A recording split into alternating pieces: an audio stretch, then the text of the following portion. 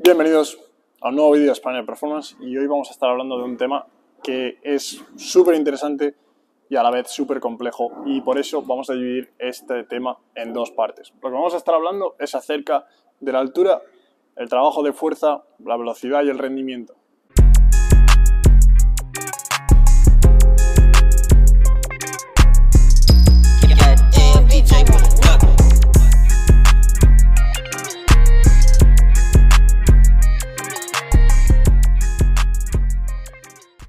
Lo que quiero tratar en el primer vídeo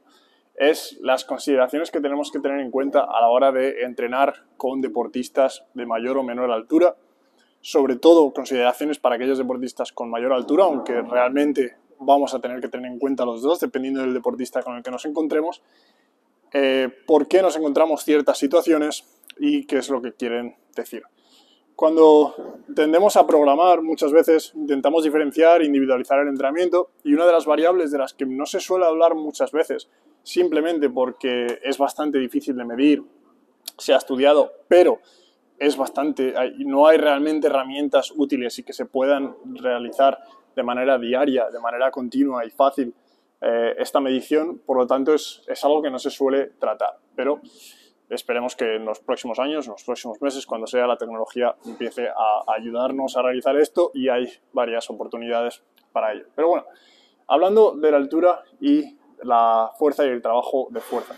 Cuando vemos muchos deportistas, nos encontramos con ellos, nos damos cuenta de varias cosas a primera vista. Un deportista que, por ejemplo, pueda medir 2,10 metros, comparado con un deportista que puede medir 1,70 m, si tenemos que diferenciarlos de manera general, nos vamos a dar cuenta que el deportista de 2,10 metros va a ser un deportista probablemente más lento, menos veloz, con menor capacidad de reacción, con un salto vertical menor, comparado con un deportista de 1,70 que probablemente tenga unos valores absolutos bastante mejores. Tenemos que entender cómo funcionan los sistemas de palancas. Vamos a utilizar una palanca muy sencilla aquí, pero normalmente el cuerpo se compone de muchas palancas y todos los movimientos están compuestos de muchas palancas que funcionan a la vez, pero podemos intentar entenderlo de una manera más simple para luego aplicarlo en un ambiente más complejo. Cuando vemos una palanca, tenemos el punto central de rotación en este punto rojo. Podemos observar, he diferenciado dos palancas, palanca L1 y palanca L2. L simplemente es por lever. Tenemos la primera palanca, que es una palanca un poco más corta, ¿vale? Digamos, imaginémonos que esta palanca es de 10 centímetros y esta palanca en total 10 más, digamos que son 15 centímetros, tenemos una palanca total de 35 centímetros. Cuando nosotros intentamos mover esta palanca, lo que vamos a darnos cuenta es que el trabajo total que se realiza dentro de un movimiento tiene dos cosas bastante importantes, las cosas más importantes que realizan este trabajo. La primera es la carga, es decir, la fuerza que se tiene que realizar, y la segunda es la distancia que se tiene que recorrer. Por lo tanto, si a una carga igual, imaginémonos que esto es un bíceps, aunque realmente está bastante mal dibujado, o un tríceps, podríamos decir, cuando estamos hablando de que la palanca 1 y la palanca 2 van a levantar la misma carga, imaginémonos que son 10 kilogramos, tenemos que darnos cuenta que la palanca número 2 va a realizar muchísimo más trabajo que la palanca número 1, simplemente por la distancia que tiene que recorrer, ejerciendo la misma fuerza, ¿vale? Esta es una de las maneras más sencillas de verlo. Es decir, podemos simplificarlo en que un deportista más alto, con unas palancas más grandes, comparado con un deportista más pequeño, pongamos el ejemplo otra vez de un deportista de 1,70 con un deportista de 2,10, nos vamos a dar cuenta que al realizar una sentadilla, por supuesto, estamos hablando de rangos completos en ambos de ellos, la cantidad de trabajo total que va a realizar el deportista de 2,10 metros va a ser bastante mayor que la que realizará el deportista de 1,70 dentro de una misma repetición. Por lo tanto, para igualar la cantidad de trabajo que se realiza dentro de los dos deportistas, el deportista 1, trabajo 1, el trabajo 2 del deportista 2, para igualar el trabajo tenemos que buscar alguna estrategia. Entonces, tenemos dos estrategias bastante sencillas. La primera sería aumentar la cantidad de peso que el deportista 1 está levantando para equiparar la cantidad de trabajo realizada con el deportista 2, o aumentar el rango de movimiento del deportista 1, como podría hacer buscarse rangos más extremos o rangos más extensos que podamos realizar mediante una variación del ejercicio. Dentro del deportista más alto, lo que podríamos hacer es reducir la carga comparada con la que estaría realizando el deportista más bajito o de menor estatura, o reducir el rango de movimiento que está realizando ese deportista y probablemente en ese momento estemos equiparando el trabajo realizado. La última, que sería la más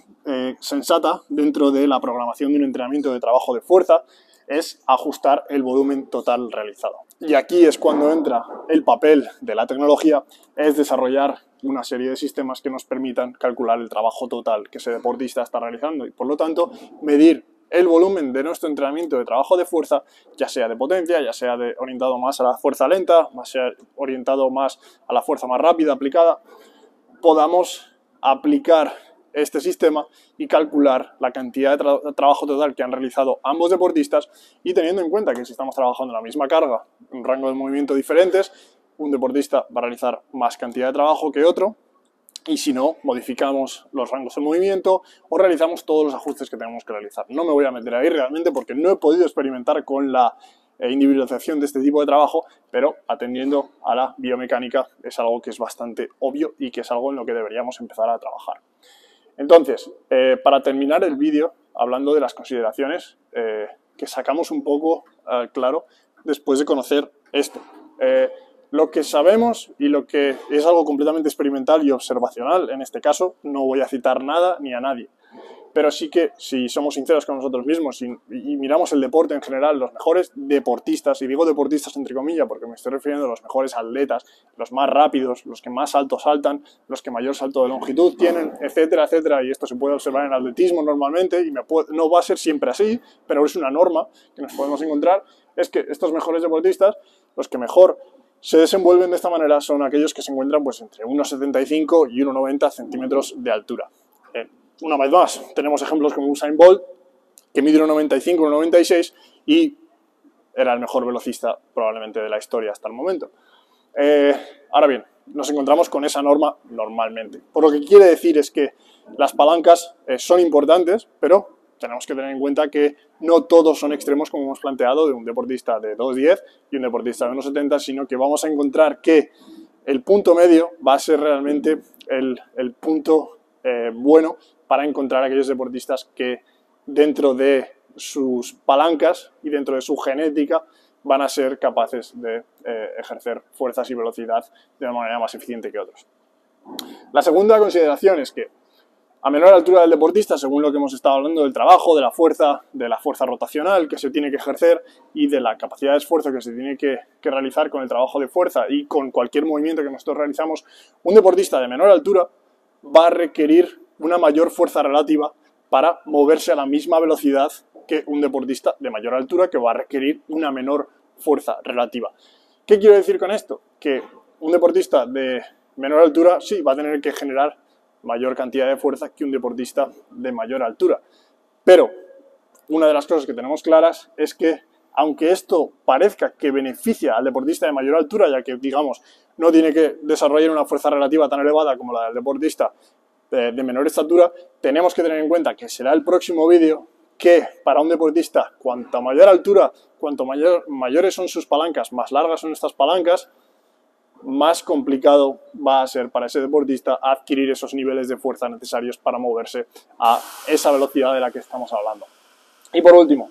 los deportistas más altos tienden a realizar mayor volumen total. Y esto es lo que hemos estado hablando durante el trabajo y durante el conocimiento de cómo funcionan un poco las palancas. Esos deportistas que van a tener mayores palancas simplemente porque vamos a estar utilizando porcentajes de RM, y sí, sabemos que esos deportistas no suelen tener unas cargas absolutas tan altas, pero debido a que en muchos casos en deportistas que suelen estar en los mismos niveles de fuerzas absolutas, en un trabajo de fuerza que nosotros podamos realizar de fuerza lenta, sí que nos damos cuenta de que si estamos realizando la misma cantidad de series con las mismas intensidades y con unos rangos de movimiento máximos, que es como en mi caso solemos trabajar, pues vamos a acabar con deportistas que con mayor altura suelen acabar haciendo más trabajo, suelen acabar acabando más fatigados dentro del entrenamiento, simplemente porque acaban moviéndose en mayores distancias que un deportista de menor estatura. Por lo tanto, en el próximo vídeo vamos a cubrir la pregunta que para mí es más importante, ¿no? Que es ¿por qué a estos deportistas les cuesta más hacerse más fuertes, ganar esa fuerza relativa? Y qué estrategias podemos seguir para ayudar a estos deportistas y cómo orientar el trabajo de fuerza, trabajo de pliometría, trabajo de velocidad, etcétera, etcétera. Pero lo importante de este vídeo, sobre todo, que la estatura y las palancas de unos deportistas deberían estar individualizadas. La solución va a acabar estando cerca y combinada con el entrenamiento basado en la velocidad, y va a ser uno de los pasos grandes que tendremos que dar dentro de unos años, desde mi punto de vista, una vez más. Así que nada, espero que os haya servido y nos veremos en el próximo vídeo y hablaremos dentro de lo del trabajo de fuerza. Os recuerdo también que tenéis en los links de abajo, tenéis recursos gratuitos para todos los que no habéis empezado con Spaniard Method, y para todos los que queréis empezar con Spaniard Method, abajo mismo tenéis también los links para empezar con los entrenamientos hoy mismo. Así que nada, os veo en el grupo donde estamos miles de personas y podrás empezar a hablar con todos nosotros y a entrenar como el resto de Spaniards.